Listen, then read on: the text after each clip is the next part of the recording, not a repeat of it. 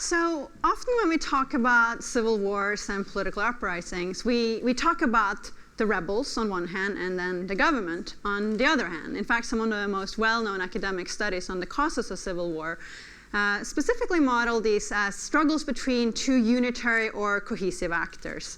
So for example, in the Tamil struggle against the Sri Lankan government, the Tamils are treated as if they speak with one voice. Yet the cohesiveness of groups is rarely something we can take for granted in politics, certainly not in violent conflicts. So consider Libya last year. There were frequent reports of violent clashes among the various anti-Gaddafi factions, ostensibly fighting on the same side. In Syria today, there are several different factions opposing the regime, and they're trying to form a united front through the Syrian National Council, but news reports suggest that there are some internal divisions. Now, these current examples are not unique. And what I want to do today is to talk about the growing body of research that pays attention to group fragmentation. And this research takes us further in understanding something that might seem really irrational. Why would armed groups, opposition groups, target their own, including their own civilians? And the take-home point is that if we are to understand the dynamics of violence on the ground, we have to look at what goes on inside groups. Now, many, if not most, groups that fight the state consist of a number of different factions or organizations. So, for example, since 1991, at least 19 different Chechen factions have been fighting the Russian central government in the name of greater territorial autonomy or independence for Chechnya.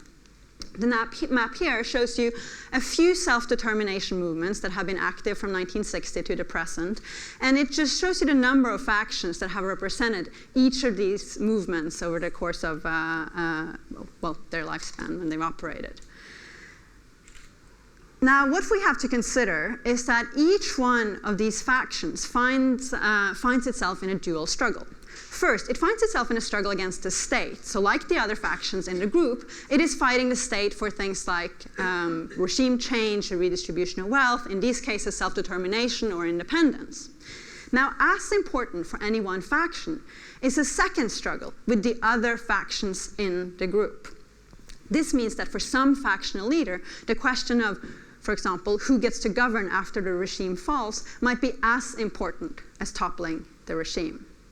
So this dual contest that each faction finds itself in, against the state and against other factions in the group, affects both the likelihood of violence in the conflict overall, as well as who the targets of violence are. Now, before I make this argument, let me briefly talk about the conventional wisdom. So I'm a political scientist, and in the political sciences and social sciences in general, there's a lot of research on the causes of violent conflicts. And since World War II, most violent conflicts in the world have been conflicts within countries, so civil wars rather than conflicts between countries. And researchers point to a number of characteristics with countries or characteristics of groups within countries that are likely to cause conflict. So poverty is likely to cause widespread grievances. It's also likely to cause state weakness, both of which might foster violent conflict. Political institutions that restrict people from expressing their views or identities are also likely to cause conflict, and this is particularly so if ethnic minority groups feel discriminated against, either politically, economically, or culturally. Now, the premise behind focusing on these country or group characteristics as causes of conflict is that violence is a result of the state fighting a cohesive opposition group. Yet when we look at dynamics on the ground, the picture is much more complex than that.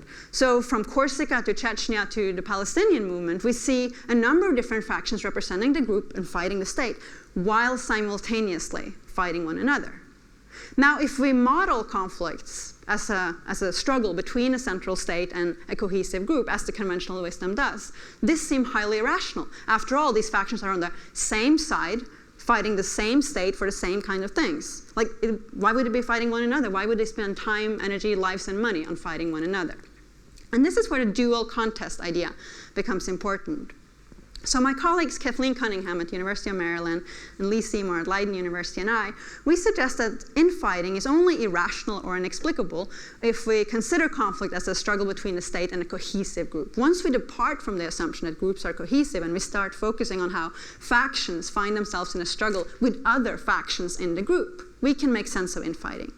So while the first contest, the contest with the state, is about things that benefit the group as a whole, the second contest is about things that benefit individual factions.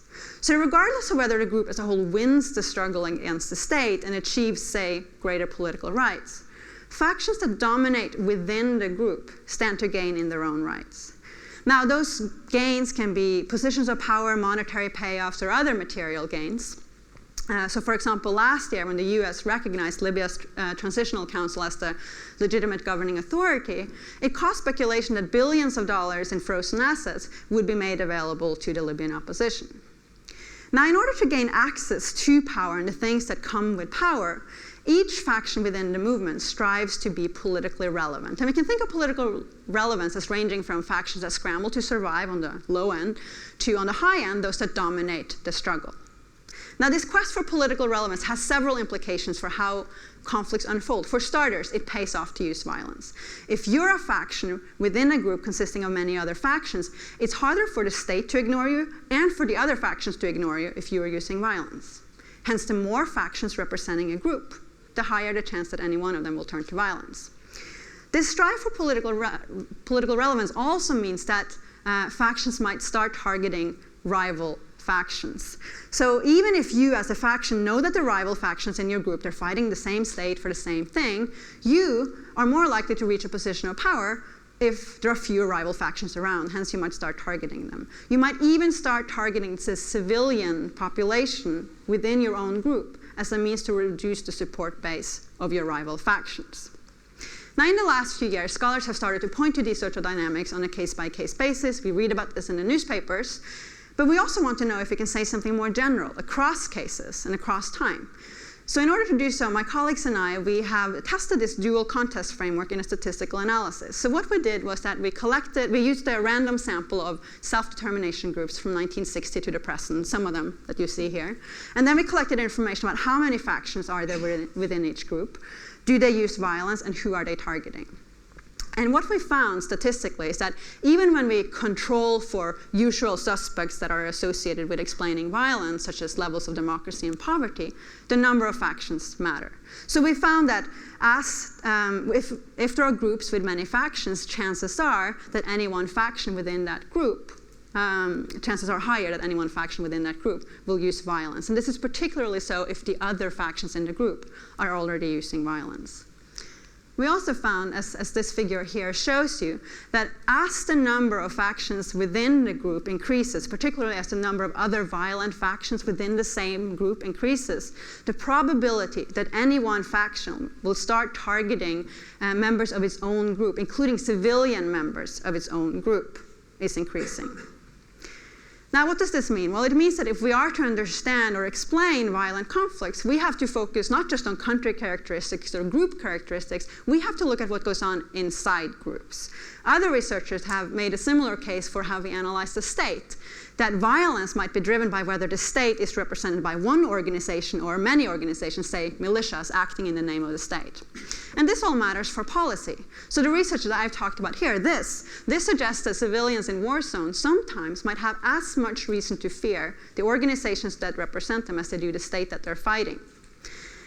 In fact, if violence in civil wars and political uprisings is driven by what goes on inside groups as well as the struggle between opposition groups and the state, peace-building initiatives should be directed not only towards repairing the relationship between the opposition group and the state, but also towards repairing relationships within the opposition group. We see calls for this in Syria today, in the Palestinian movement, and the research that I've talked about here suggests that these are not unique cases. This is something more general. Thank you.